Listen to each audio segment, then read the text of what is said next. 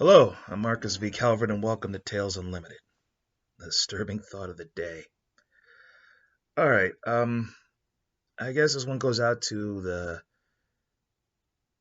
the ones of us who grew up in the 70s and 80s and watched all those weird cartoons. The Transformers, G.I. Joe, Thundercats, who saw those action movies, right? Or just got lucky enough to have them for parents, and they made you watch everything, right? Well, imagine a group of supervillain genius types. They decide to, just out of sake of pop culture, put their resources together and create hollow mercs of a sort. You literally condense it into something maybe the size of a medicine ball, and you stash it somewhere, and it has a range of about 1.5, 2 miles. And you press the button, and you sit back watching popcorn from different angles, preset cameras, satellites, the whole shebang. Probably takes prep if you're doing this, say, within the next 40 years. Excuse me. Or maybe even 80. But basically, holographic copies of iconic movie characters or comic book characters, villains, heroes, whatever's, show up and just start laying waste. Now, of course, you probably have someone to stop them. Maybe you have heroes, maybe you have psychics, maybe you have somebody, right? But what if you didn't? What if this happens in, I don't know, downtown Philadelphia? They just decide to test it out in Philadelphia. Why? Just because.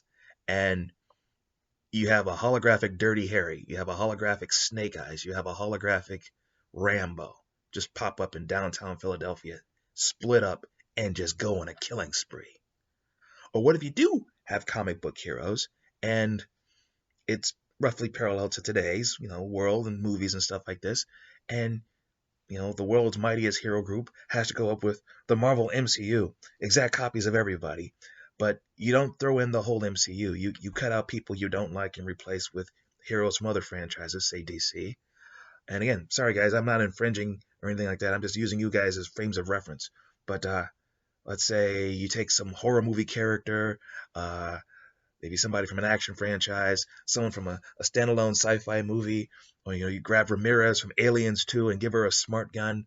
See what I'm saying here? You take like a wish list wild random grab bag. Maybe these guys even just like pull names out of a hat and go, okay, this one and this one and this one and that one, and you build like a dream team of like 5 characters who aren't necessarily good or evil. They're just there, just a mixed bag, and then you just throw them out on a rampage and eat popcorn and see how it turns out.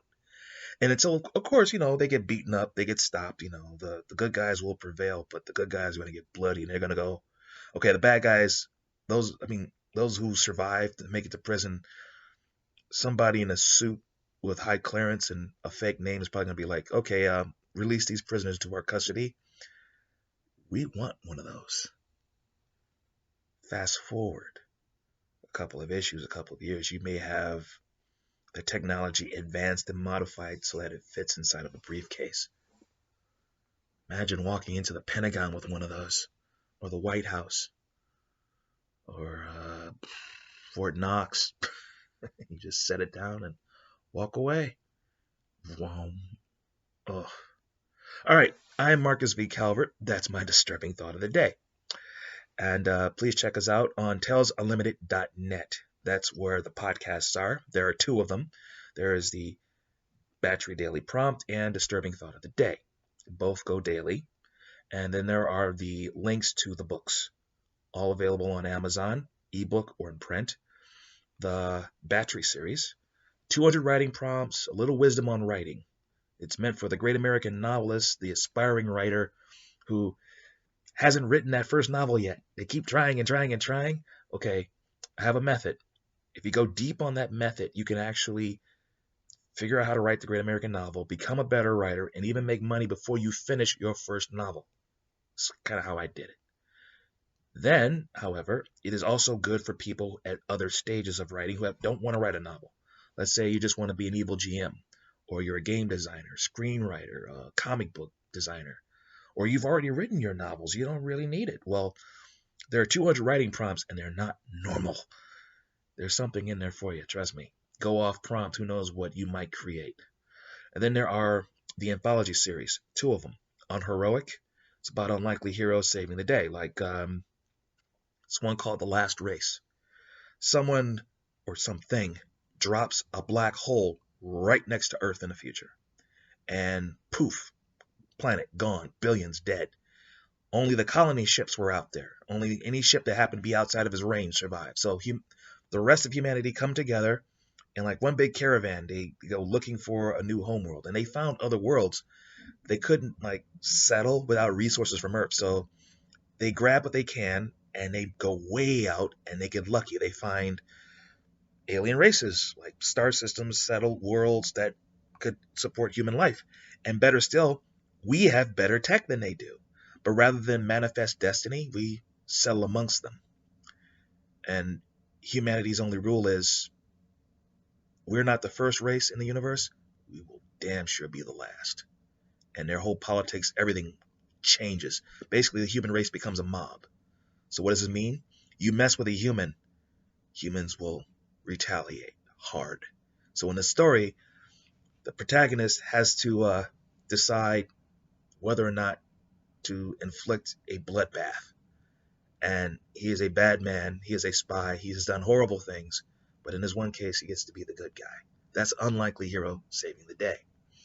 Or schemes, all kinds of schemes. Twisted schemes, silly schemes. That's the book of schemes. That's what this other anthology series is. And it's about, okay, it's called Outreach. Let's say somebody kills you and you don't cross over. And you're trapped like Ghost in the mortal world. No one can see you until his brother walks up to you. Looks a bit like Ice Cube. Taps you on the shoulder, says, "Hey, need a hand?" Yes, please, somebody kill me. Don't worry, I got it. Do you know anybody who might be, interested in avenging your death? Maybe has $5,000. I'll make it right. This is a ghost who works for other ghosts and settles their beefs the way a hitman would. That's how I write. And there's the iVillain series. Think Sin City with superpowers. Takes place in a superhuman crime capital of the world, Pillar City, floating island, and yet no one knows it's the superhuman crime capital of the world because they're really good on image control. Anyway, there's a guy there named Benjamin Clyde, gentleman fixer, dude in a suit. He is the best fixer who ever lived. He runs the fixer game. He has hundreds of mercs, different specialties. They have superpowers. And in a world without superheroes, because most of them got slaughtered in the prior year, he is riding high. Oh, until a deal goes bad. And someone dies, and that person's very powerful friends go, "Oh, no. We want it all."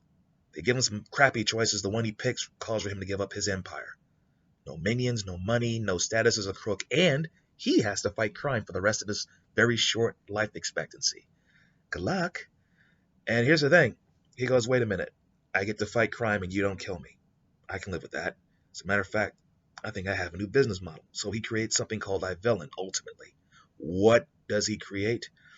A brute squad who go off and kill bad guys and take their stuff. That's his business model. It is a cool series. I highly recommend. Okay, I am Marcus V. Calvert. This is Tales Unlimited. Until tomorrow.